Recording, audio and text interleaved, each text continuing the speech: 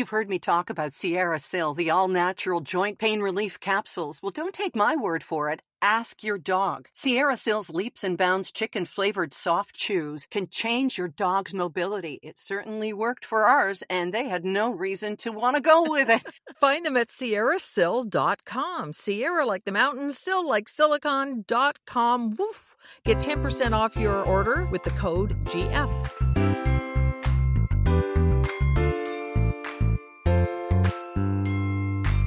Well, hey, you looking fine for 59. Oh, that was so 2 years ago, but it's episode 59. Hi there, I'm Erin Davis. I'm Lisa Brandt. Welcome. We are going to talk a little bit about women, a little bit about the Grammys and the excitement that happened there. I know, but that was so last Sunday. Let's talk this Sunday. Lots going on this weekend, from the Super Bowl to the Lunar New Year. We'll get to that, but really, what's at the heart of this week's show is scammers. Oh, people I know have lost everything, and it's just devastating. We'll tell you how it happened and maybe why it happened. I have my suspicions, not to put blame on the person who gets scammed, but it's like holes in a colander where the scam can get through, and you want to plug those holes. Hey, speaking of holes, how's your finger doing? I saw on the social media, which you are not supposed to be on, and we'll ask about that later. You were doing some, was it with a mandolin? Not the instrument, the very sharp guillotine kind of kitchen instrument. Right. I made about 5 different vessels full of ratatouille, and one of them had the tip of my finger in it. No, it didn't. No, it didn't. No, would you like yours with fingerling potatoes, madame? Be our guest. Oh, no. Yeah, it cut it pretty good, but it's healing now. Oh, good. And then I saw another picture you posted. Again, great job staying off social media. No judging. I'm your friend and I love you. What did you have on, like metal gloves or something that one would use to shuck oysters or what? Well, here's the secret. It came with the mandolin, and I didn't use it the first time, and Come on. That's how I got cut. Yeah, they're cutting gloves, and you're supposed to cut the glove, not the finger, but you have to put them on. You see, did it say that in the instructions? If it didn't say put the glove on, stupid, then you're completely blameless. I have a vivid memory of setting the gloves aside and then doing the cutting. I never said I was a genius. Well, I think you are. And honestly, who wears gloves to dinner anymore? I'm just, Oh, Lisa. So, note to self, no lady fingers with coffee if I'm going to Lisa's. Yes, we're off the lady fingers, and I sleep off my face, and I know you do too, Erin, because we sleep on Envy pillows. The Envy pillow is the first anti-wrinkle pillow with ergonomic neck and TMJ support. TMJ is that pain in your jaw that gets relief from the Envy pillow because you're not squishing your face into a pillow, and you won't ever want to sleep on another pillow. Its design is patented. They have created and produced these wonderful pillows in Canada. Plastic surgeons, dermatologists, spinal specialists, chiropractors, and more endorse the Envy pillow, and we do too. Check out the Envy pillow at envypillow.com, and you can take the quiz and find out which one is right for you. Absolutely. And if you've got somebody special in your life you think would benefit from this, go to the website, envypillow.com, get 10% off using the code GF. They will love you even more for it. You ready? Here we go.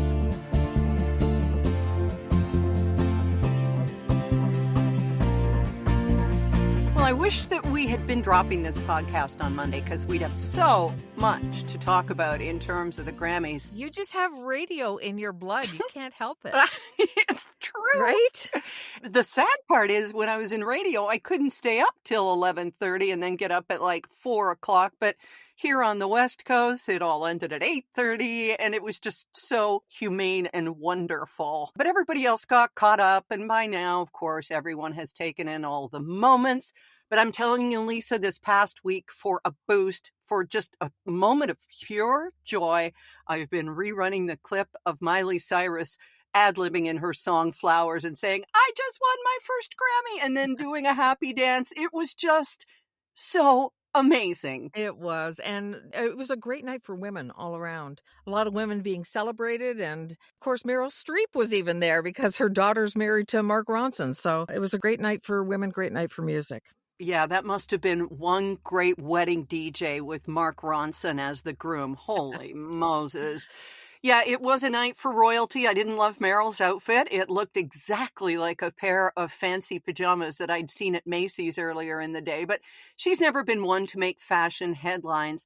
I think that Victoria Monet, her dress was absolute perfection. She looked like a Greek goddess perfection in that bronze gown. And I saw that and I thought, I could actually wear that. I'd need long sleeve gloves to cover my arms or some kind of shawl, but then I'd look like mother of the bride. So what are you going to do? Well, at least Meryl was comfortable. Billie Eilish, I like her and everything, but oh, for the love of goodness, put on something at least in your own size. Come on. Yeah, and while that's always been her look, and she is so talented, so beautiful, we don't even need to go with what Billie Eilish is wearing, but it is totally her look.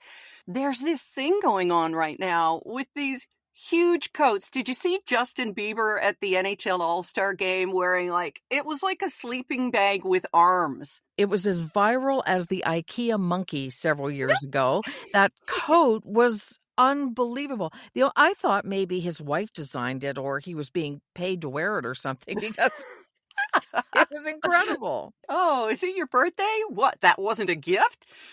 No, I don't get it either. And even if that is your style, what is the statement saying if you're wearing something so oversized? I just don't understand. It's like there's room for me and all my friends in here, or I don't know. Maybe. You know who did wear a big coat, just sort of an overcoat, and she's always haute couture, Queen Celine.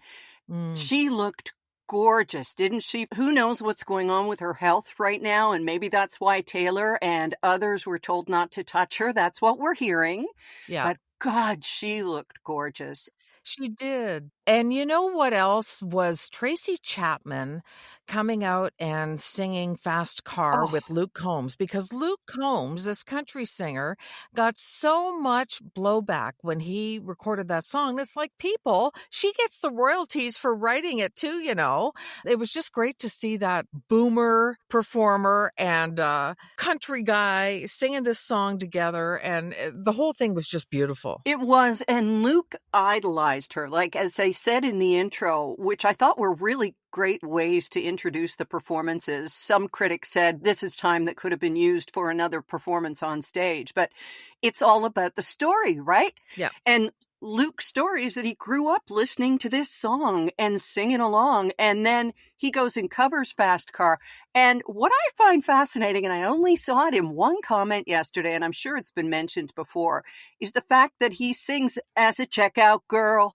Just as Tracy wrote it, he is so secure in who he is that he can sing it as a checkout girl. And I think that that's fantastic.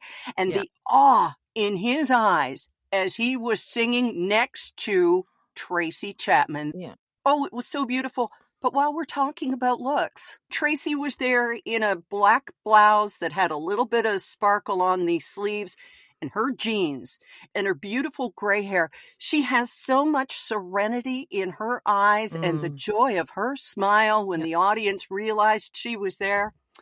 Oh, I could ride that for days and days and days. It was amazing. Yeah, it was good for the soul, wasn't it? Speaking of royalty, as you did with Queen Celine, what do you think of King Charles' announcement that he has cancer? Ooh, well, I mean, first off, I think, God, that is the worst luck ever. Can I just say the guy waits over 70 years to become the king? And then, oh, and by the way, you have cancer. I mean, it's cruel. And we have no doubt he's going to sail through this because he has the best team, and you got to know they caught it early, whatever it is, right? Yeah, but it's got to be serious, or else they would just go, you know, like if it was skin cancer or something, they could just remove it and not tell anybody. I mean, he's going to be seen going back and forth for treatments probably. I'm just figuring it's got to be fairly serious. I hope he comes through it. And yeah, he's got the best chance of anybody on the planet of beating this thing, whatever it is. Yeah, then of course our thoughts are with him, as they are with everyone who goes through a cancer diagnosis. And again, this is really quite something that we've gotten these many details. It's all we need. Nobody needs to ask any more questions. Right. This is just what happens, right? My dad had prostate surgery probably 20 years ago, and he's going strong physically now at, 91. So Mm.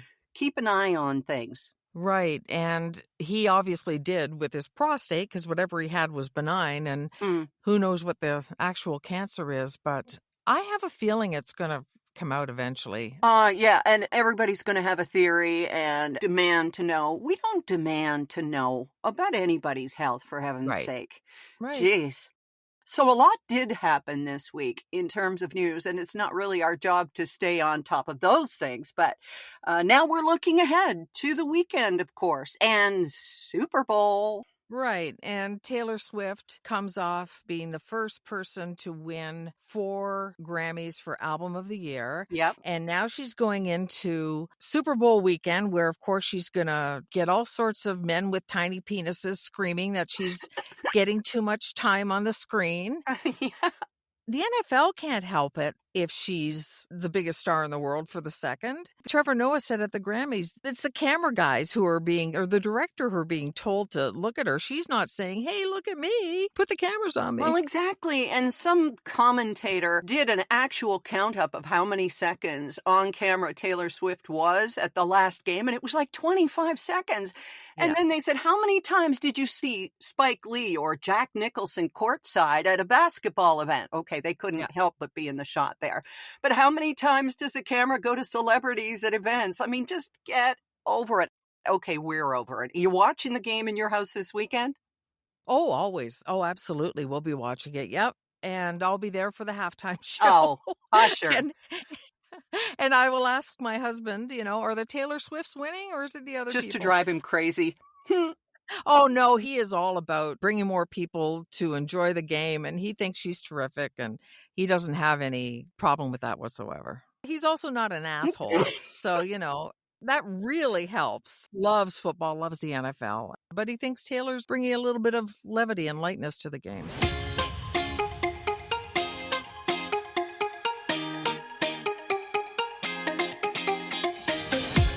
Well, that compliment that you just paid Derek, what a lovely segue into the fact that by the time episode 60 of this airs next Thursday, we will have passed Valentine's Day.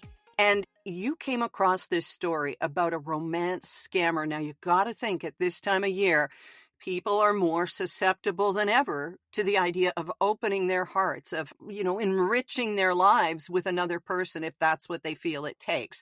So lead the way on this one, Lisa. Well, it was from the CBC. I got to give them credit. So it was a scammer who reached out to somebody on Facebook. And you and I get these things all the time on Instagram and everywhere. But, we're also in happy relationships. And one of the reasons that people get drawn into these scams is because they're not. And they're looking for some sort of romance or they're lonely. And you stop and you think, why would somebody give somebody like that money? Well, they think they're in a relationship, right? Mm-hmm. So if you are in a relationship with somebody and they're in trouble, from the outside looking in, it looks so simple. So anyway, this woman said to the guy, look, I know what you're up to. I know what you're doing, telling me I have pretty eyes and blah, blah, blah. Mm-hmm. And do you have a minute to get real with me? And so he did. And they talked on the phone, and he's in Nigeria. He is dirt poor. Mm. His father lost his job. The family is suffering. And he says he hates what he's doing. Hmm. He feels awful about it, but it's them or me. So he went to live with this guy for a while who tutored young men in how to pull off the romance scam. And it would operate like a business. They would get up in the morning and the guy would say, all right, I want you to get 3 today. I want this happening. And so they Wow. had metrics they had to hit. And that's how he learned to do it. He wouldn't say how many he had done it to, but he'd done it to quite a few. And of course, they can never be found. And mostly with this guy, it was getting them to buy iTunes cards Mm-hmm. or other gift cards and then sending the information, which he turned and sold on the black market. And that's how he got his money. Ah. Crazy, eh? Wow. And so he was like, I hate it. I feel terrible, but I don't have any other prospects. Now, that does not make me feel sympathetic toward him. I mean, I feel bad that he doesn't have prospects, but there's always another way. There has to be. It reminds me of something Charles Dickens would write, about the Yeah, pickpockets all being taught how to do it. And they're urchins who have no other way of surviving, and goodness knows what happens to them if they don't hit their wallet quota that right. day. So, what became of it then? Was there any more to the story? I would love to hear that. No, there is no happily ever after there, is there? No, no, he just told her the truth, everything except his name, and went back to work. And it's a bit of insight into what kind of a person would do something like this. Well, somebody who's uneducated, doesn't have job prospects. His Mm, family is hurting. He's taken money mhm. back to his family, and he just doesn't know any other way. I have a hard time believing there is no other way. But then again, I live in one of the richest parts of the world where there are all sorts of opportunities. And I just can't accept crime being the only option you have. Yeah, Maybe for the moment, maybe because he doesn't have an education, maybe because of where he's living, but there's millions of them. I think more and more, Lisa, the more that we talk to people who dare to be open about having been taken, we're hearing so many stories. A very dear friend of mine, she and her husband were almost taken. And it was her saying to her husband, just a second, let's step back from this, because it really, truly did sound like a dear friend of theirs Yeah. was in trouble. And they have big hearts and were ready to transfer money or whatever it was going to be. But you have a story that is absolutely blood-curdling. I think your friend's moment of saying, let's step back from this is all the difference in the world because you get caught in an emotional roller coaster. And once you get going, you don't know how to stop it. So I don't want to give any details on who these people are. So it's a couple. And she got contacted by this guy who she didn't know. And he said he had a way to double or triple her money, guaranteed. And by the time she told her husband what was going on, they had lost over $500,000, everything they had, and they had a lien against their house, which they hadn't had before. Now, there are people who would blame the victim and say, what were you doing having all Yeah, that money sitting in a bank where both of you didn't have to access it together, where one of you could clear it out? Or how could she take that much out against her house without you being involved? You know, Derek and I have these kind of fail safes. right, right. But the truth is, people shouldn't scam. I also can't help but think somebody who gets lured into this type of a scam is being greedy. Because, I mean, why should you be able to double or triple your money guaranteed when the rest of us can't? You know what I mean? Right. What makes you jump into that kind of thing? But the other part is just not taking that sober second thought to go, why me? Why is this person who has all this knowledge Mhm. reaching out to only me? Why aren't they selling a course somewhere on how to do this or going after big money investors or something? Anyway, the bottom line is they lost everything. They now have a mortgage against their house when they didn't before. And there's no recourse. They've been to the OPP fraud squad. They've done everything they can come up with to try and track it down, but it's gone. I mean, the people lie, right? Right. There's so much faking going on. They can program a fake number into their phone and you think you're calling Quebec and you're actually calling, whatever. And now with AI, Aaron, with people being able to deep fake video, Mhm. where's this going to go? It's really kind of frightening out there. And skepticism is your friend, right? I'm afraid it is, and as trusting as so many of us are, and those older than us too, and I'm not saying that the elderly are more prone, but they are easily targeted because of either memory issues or hearing issues. I mean, that could sound like my grandson on the phone who's been jailed in Venezuela or whatever. Mm. All of those things that play into it. And then there's the pride. Once you think you've been catfished or scammed, what is it like to turn to your partner or your children and say, I think this has happened? What was that like, Lisa, for her? Well, all I know is that it's been very hard to forgive. Oh, I imagine. because they had everything on Easy Street, and now it's absolutely not. So I don't know how you do forgive someone for not coming to you earlier. And that's the other thing. Like, Derek and I have an agreement where we don't spend more than $100 without talking to each other. What? Hang on. That's really neat. Okay, you and Derek have an agreement where you don't spend more than $100 without consulting each other?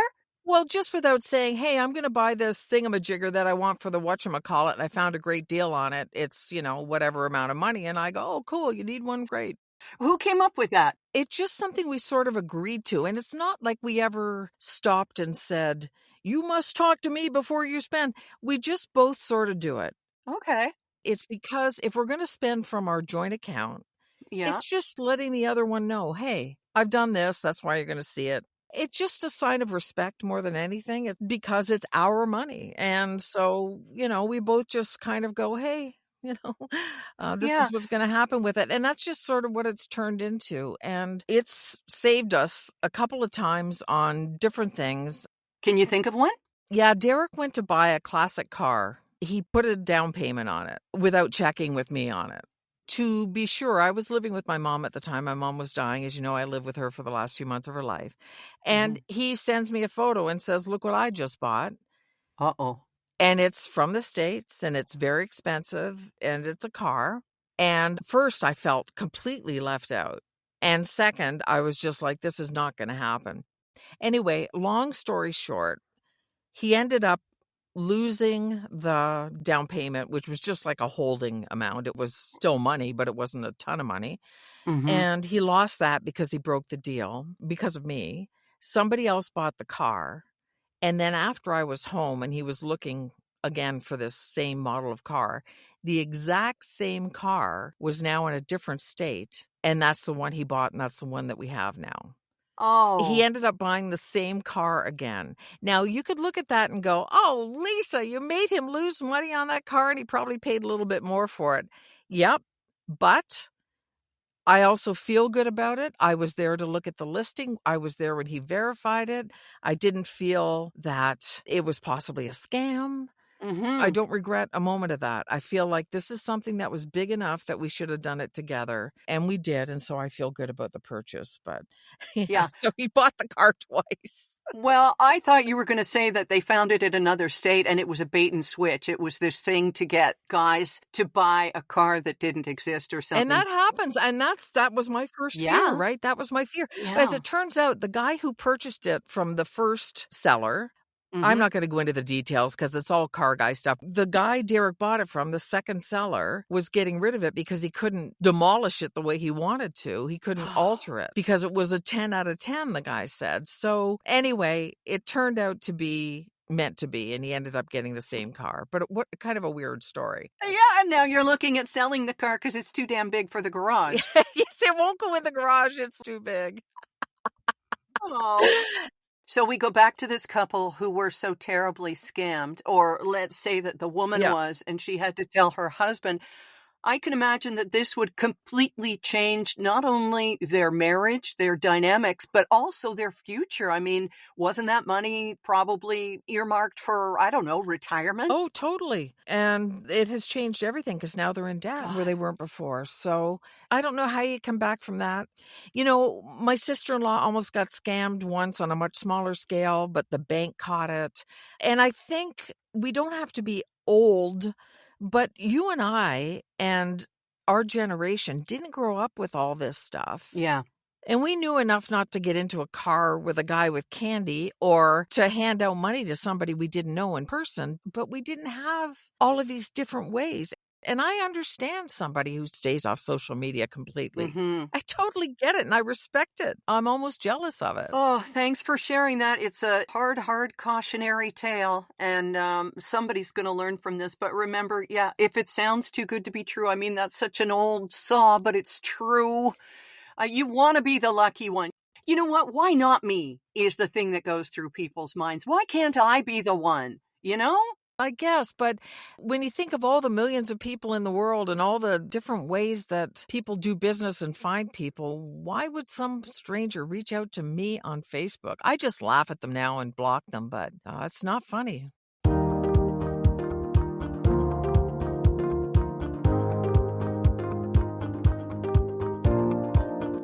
Well, we reached out, actually I did while you were here with me, to an independent coffee company down in southwestern Ontario, and I would love to tell you that they have decided to hop on as a sponsor of the podcast, but I haven't heard back from them. So You were a woman on a mission. I get so full of pee and veneer and just decide, come on, okay, it's caffeine. But then I say, come on, let's go for it. But you mentioned being on social media and staying away from it. This is, let's see, we're now 8 days into the month that you were going to get off of social media. Just checking in on you, Lisa. How you doing, baby? I failed. I failed. No. I'm the person who decided to go on the New Year's resolution diet and then promptly ate a cheesecake. Oh. Yeah, I didn't do it. It's just too hard. I've cut way, way down, but it's a bit of a necessary evil right now, so I blew it. I flunked. It's a big part of our lives. Yeah. I mean, there's stuff that we want to talk about and in a way have to talk about. So I'm going to tell you that I think it's okay that you failed and you've tried and you're probably just more aware of it. So that's a win there, right? That's what I'm going with. All right. And before we go, I'm going to suggest that we put up on our social media, the Gracefully and Frankly Facebook page this weekend, a link to all of your Lunar New Year horoscopes because the Lunar New Year is this weekend. Do you remember when we used to just call it the Chinese New Year? Yes. And a lot of people still do, but we didn't know better. And now we know better. We do. We were growing. Yeah. We all ran ads for that big Chinese buffet restaurant that taught us how to say Gong Hei Fat Choi. That's right. Gong Hei Fat Choi. Okay, great. But, there are a lot of different countries that are celebrating the Lunar New Year, which is this weekend. We are entering the year of the wood dragon. Oh. Yeah. And you and I are both tigers. And we're going to face both opportunities and obstacles. Well, that doesn't sound like every other year, does it?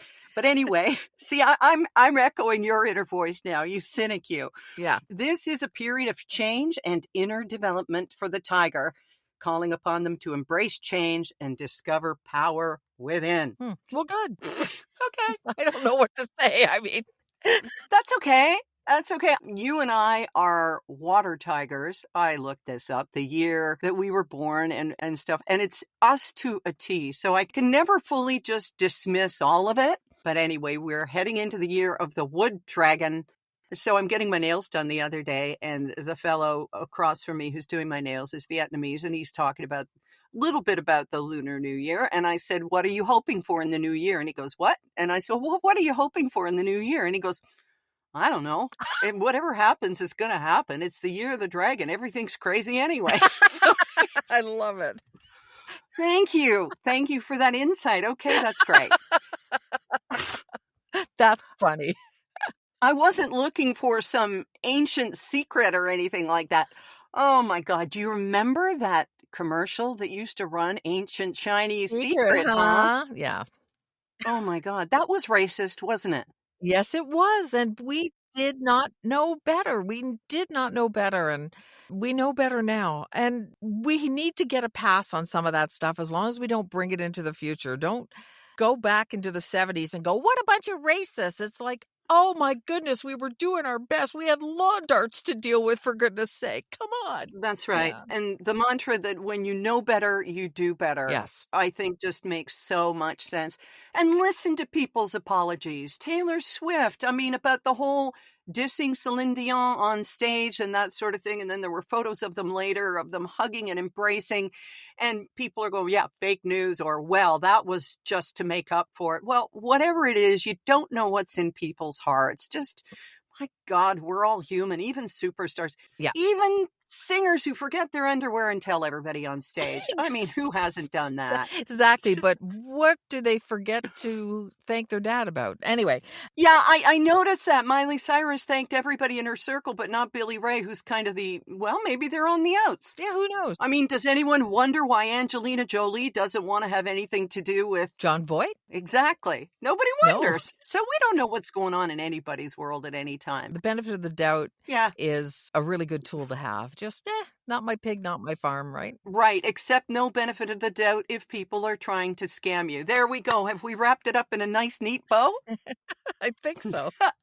That is so Water Tiger. Can I just tell you? Oh, is that Water Tiger? I wondered, because, you know. Okay, let's go. Thank you to Envy Pillow. May Envy Pillows be on everybody's list for a Valentine's Day gift. And to you, my friend, for always being a soft place to fall. Thank you. You as well. Thank you, and we'll talk next week. Okay, and thanks, Sierra Sil, for making it feel better when I do fall. Bye.